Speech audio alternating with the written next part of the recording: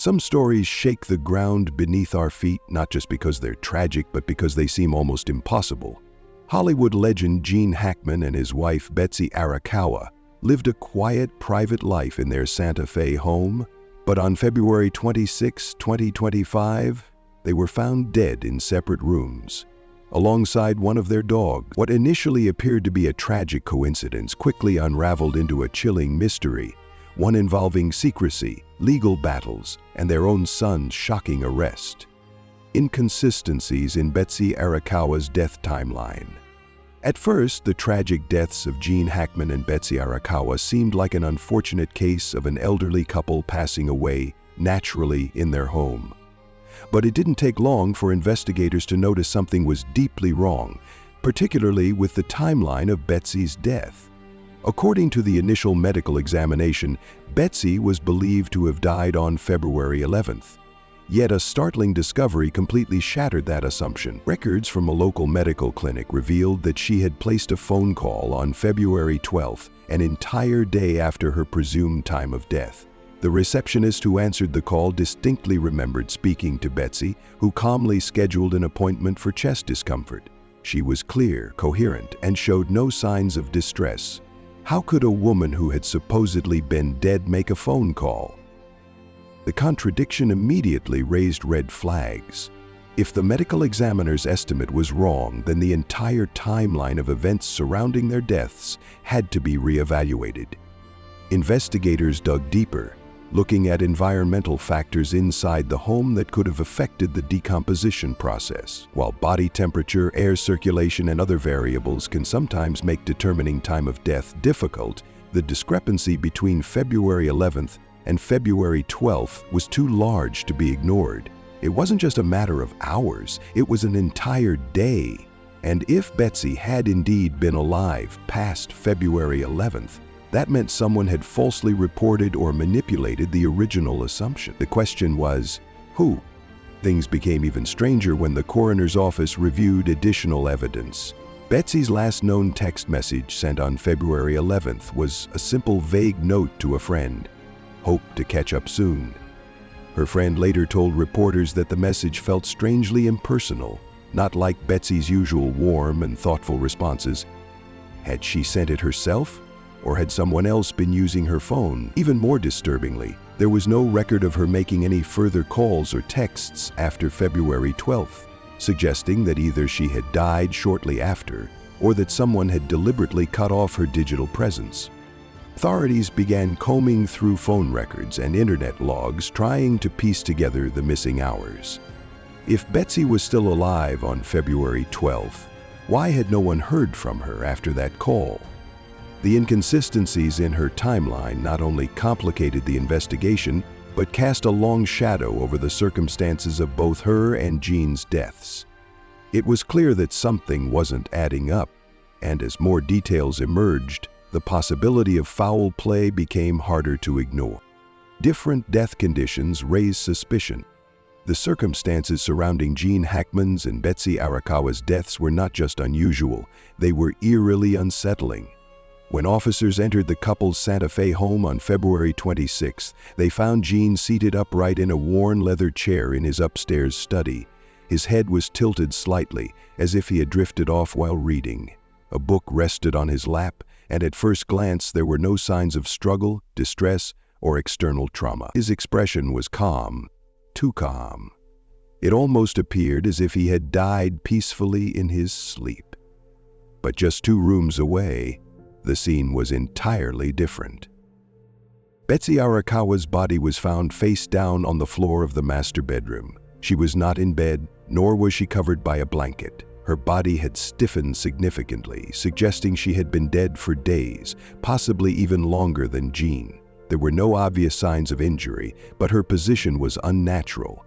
She had collapsed in a way that did not suggest a peaceful passing, nor did it resemble someone who had simply fallen ill and slipped away unnoticed. To make matters worse, one of the couple's dogs, a shepherd mix named Kibbo, was found dead in the hallway between the 2 rooms. The other 2 dogs were missing, their whereabouts unknown for several days. Investigators found the setup of the house deeply perplexing. If Gene and Betsy had passed away naturally, why were they in different rooms? Why was there no sign that either of them had attempted to reach out for help? No emergency calls had been made. No neighbors had heard any disturbances. The house was silent, untouched, frozen in time. It was almost as if whatever had happened to them had occurred in complete isolation. Authorities also noticed a disturbing pattern. The layout of the home suggested that Gene and Betsy had likely died days apart. Early forensic reports estimated that Betsy had died first, possibly on February 11th or 12th, while Gene may have been alive until February 20th. If that was true, then how could Gene have gone nearly a week without calling for help? And more importantly, how could he have lived in the house for days without realizing his wife had passed away just 2 rooms away? The possibility of poisoning or sedation soon became a major point of investigation. The eerie stillness of the home, combined with the missing security footage and lack of phone activity, pointed to something far more sinister than an unfortunate passing. As the autopsy results loomed, detectives knew one thing for certain: this was no ordinary case.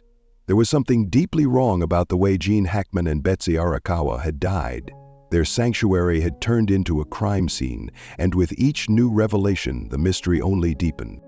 Christopher Allen Hackman's legal battle over autopsy reports. Within days of the shocking discovery of Gene Hackman and Betsy Arakawa's bodies, their only son, Christopher Allen Hackman, made a move that stunned both investigators and the public. Instead of cooperating with law enforcement to uncover what had happened inside his parents' home, Christopher did the opposite. He filed an emergency petition in court to block the release of their autopsy reports, investigation files, and even crime scene photographs. It was a legal maneuver so aggressive and unusual that it immediately raised suspicions. Autopsy reports, particularly in cases of high-profile deaths, are typically made available to the public unless there is a compelling reason to keep them sealed. These documents provide critical details about the cause of death, toxicology results, and any forensic findings that could explain the circumstances surrounding a person's passing. Yet Christopher's legal team argued that releasing these reports would violate the family's privacy and dignity, insisting that Gene and Betsy had spent decades avoiding the public eye and that their deaths should not become media spectacle. But investigators saw things differently. To them, Christopher's sudden legal action wasn't about privacy. It was about concealing information. The level of secrecy he demanded was nearly unprecedented. It wasn't just photographs he wanted to block, but the full medical and forensic records, toxicology reports, and even investigative notes that detailed the state of the home when the bodies were discovered. In many states, such a request would have been immediately denied, but in New Mexico, where privacy laws are more flexible, Christopher's attorneys had just enough legal ground to make their case. As this legal battle played out, journalists, investigators, and even some of Gene and Betsy's friends began asking the same question. What exactly was Christopher trying to hide? If his parents had died naturally, as initially suggested, then why go to such great lengths to suppress even the most basic details of their deaths? The more Christopher fought to keep these reports secret, the more people began suspecting that he knew more than he was letting on. Christopher's court filings only made matters worse. In a particularly alarming section of the petition, his lawyers demanded that even basic details about the couple's time of death, sequence of events, and toxicology findings be kept under wraps. This was unheard of. Even in the case of major celebrities such as Michael Jackson or Robin Williams, autopsy reports had been made public, albeit with graphic photos redacted. Christopher, however, was attempting to seal everything. His aggressive legal maneuvering sent a shockwave through both the media and law enforcement. Investigators had already begun to suspect that something sinister had taken place inside the Hackman home. Now, with Christopher actively trying to suppress the truth, those suspicions turned into full-blown allegations. Security footage wiped. Possible evidence tampering. As investigators combed through the Hackman residence, searching for clues, they made one chilling discovery that changed everything. The home's security footage had been wiped. The system, which had been installed primarily to monitor wildlife and potential trespassers, was found completely erased, with the internal memory manually reset. At first, authorities considered the possibility that a technical failure had caused the loss of footage, but upon closer inspection, it became clear that the reset had been deliberate. The system had not simply glitched, it had been wiped using a factory restore protocol. This was something that could only be done intentionally and by someone with access to the home. For investigators, this was the first definitive sign that someone had tampered with the crime scene. The question was, who? The Hackmans had lived a quiet, isolated life, and there were no signs of forced entry into their home. That meant whoever erased the footage was someone who had access to the house and knew how to navigate the security system. The timeline of the missing footage was even more disturbing. According to digital forensics experts, the last uncorrupted footage available from the system was from February 10th, just before Betsy was last heard from. Everything from that point forward had been erased, leaving a massive gap in the timeline. If Gene had been alive until February 20th, as estimated, that meant nearly 10 days of security footage were missing. What had happened in those days? And why had someone gone to such great lengths to erase all evidence of activity inside the home? Investigators began looking into who had access to the system. The Hackmans had a small circle of trusted people, neighbors, close friends, and of course, their son, Christopher. But as they continued digging, another disturbing clue emerged. Christopher had been in Santa Fe during the time period in question. Flight records and credit card transactions showed that Christopher had been near the Hackman residence around February 13th, the same day Betsy's phone activity stopped. Even more troubling, data from the home's Wi-Fi thermostat showed that someone had remotely lowered the temperature inside the house on the same day. Authorities now had two key pieces of digital evidence linking Christopher to the crime scene: the thermostat adjustment and his presence near the property. What was Christopher doing at the house? Was he the one who erased the security footage, and if so, why? As investigators pushed forward, they realized they were no longer looking at just a suspicious death. They were dealing with a potential cover-up. Christopher's suspicious activity and financial issues. As the investigation into Gene and Betsy's deaths deepened, authorities turned their attention to the one person whose actions raised the most questions: Christopher Allen Hackman. His legal efforts to block autopsy reports had already fueled speculation, but soon investigators uncovered a troubling financial motive that made him even more of a suspect. In the months leading up to his parents' deaths, Christopher had been experiencing severe financial difficulties. Court records revealed that he had taken out a short-term loan against a property in Oregon in January 2025. This in itself wasn't necessarily suspicious, until investigators noticed a shocking detail. The loan listed Gene Hackman's name as a guarantor, but there was one major problem: the signature on the documents didn't match Gene's verified handwriting. Forensic analysts were called in to examine the signature, and their findings were damning. The writing style, letter formations, and pressure points were inconsistent with Gene Hackman's known signatures. Investigators believed the document had been forged, and the implications were massive. If Christopher had faked his father's signature to secure a loan, was he also capable of manipulating the circumstances surrounding his parents' deaths? Adding to the suspicion, financial records showed that Christopher had used a shared credit account linked to his father's estate to make multiple withdrawals in the weeks following Gene's estimated time of death. On February 16th, just days after authorities now suspected Gene had died, Christopher visited a hardware store in Santa Fe, purchasing a toolkit, gloves, and industrial garbage bags. Surveillance footage captured him at the store, though he was wearing a baseball cap and face mask in an apparent attempt to conceal his identity. The financial motive now seemed clear. If Christopher had been desperate for money, and if he had already falsified financial documents, could he have seen his parents as an obstacle to his inheritance? Investigators started considering the possibility that Christopher had manipulated or even contributed to the circumstances surrounding their deaths. His erratic financial history, unexplained presence at the house, and tampered security footage painted a disturbing picture. But there was still more to uncover, particularly when it came to toxicology results. Toxicology reports reveal sedatives in their systems. When Gene and Betsy's toxicology results were finally leaked to the public, they confirmed what many had feared. Both had elevated levels of sedatives in their systems at the time of death. These were not standard prescription doses, nor were they accidental overdoses. The patterns suggested controlled, repeated dosing in the days or even weeks leading up to their deaths. The presence of sedatives raised more questions than answers. If Gene and Betsy had been taking these drugs willingly, why? There were no known reports of them being on heavy medication. Friends described them as active, health-conscious, and mentally sharp, even in their later years. So where did the sedatives come from? And why had they been administered at such consistent levels? Even more alarming was the fact that both had different types of sedatives in their system. Gene's toxicology report showed traces of a strong benzodiazepine, commonly used for severe anxiety or as a muscle relaxant.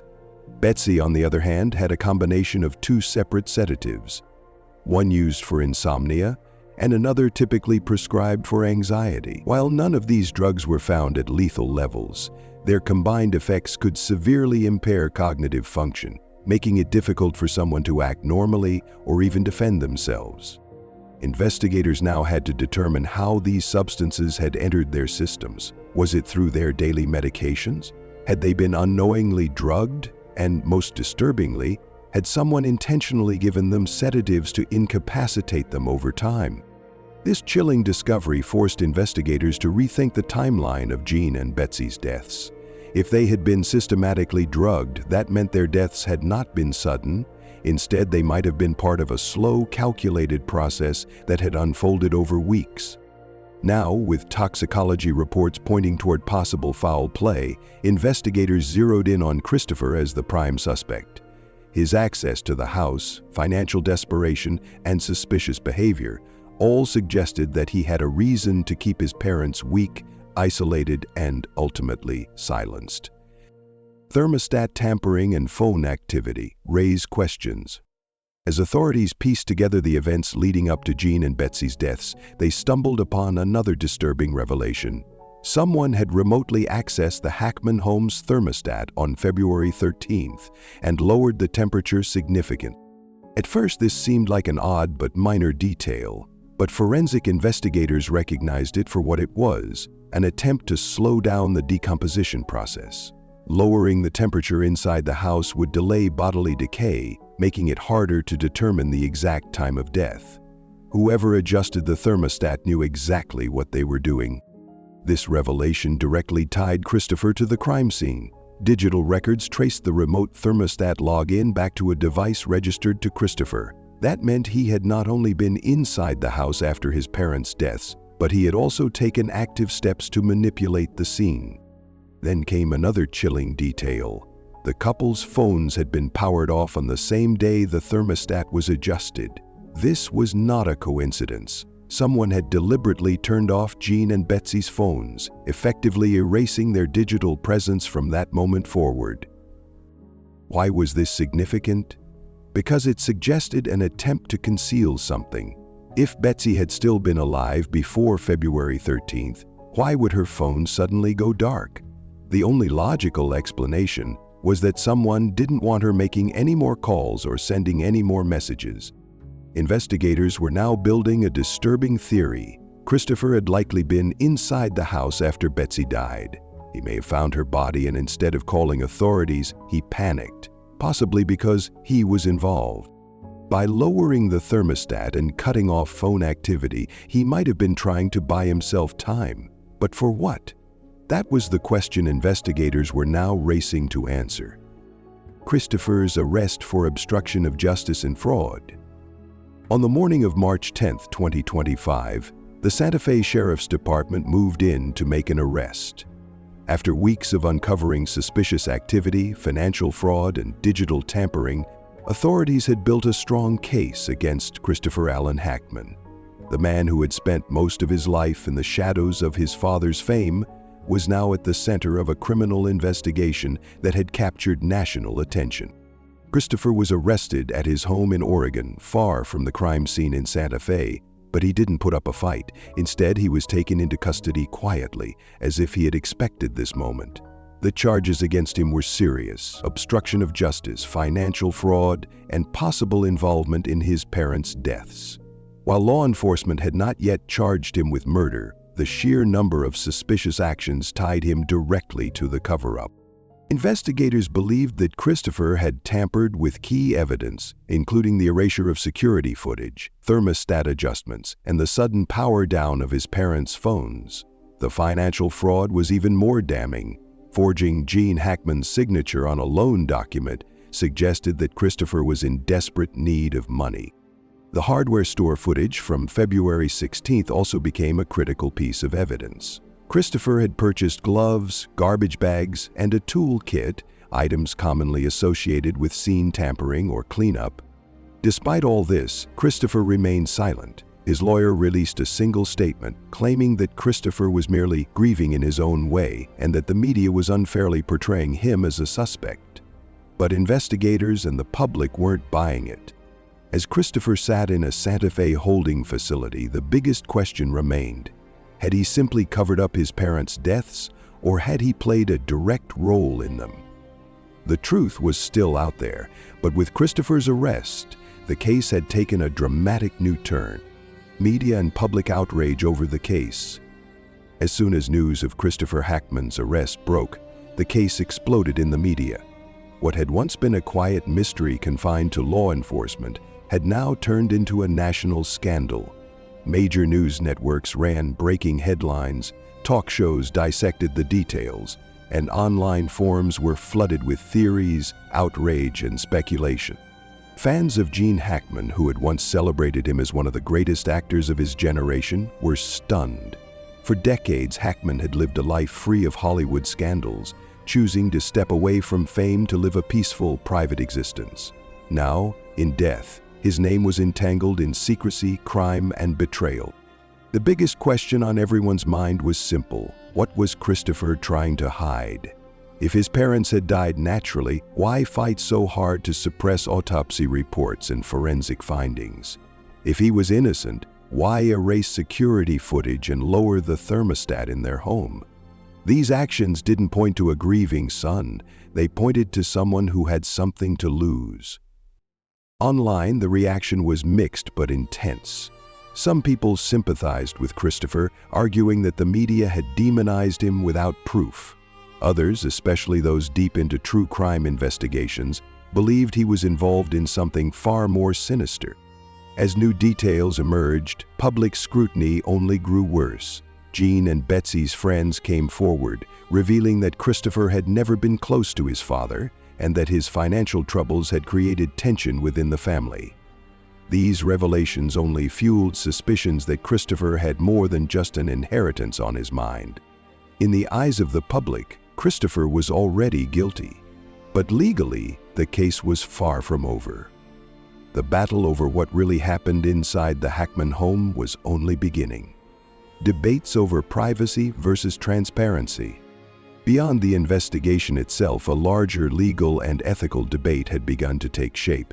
Should autopsy reports be kept private, or does the public have a right to know?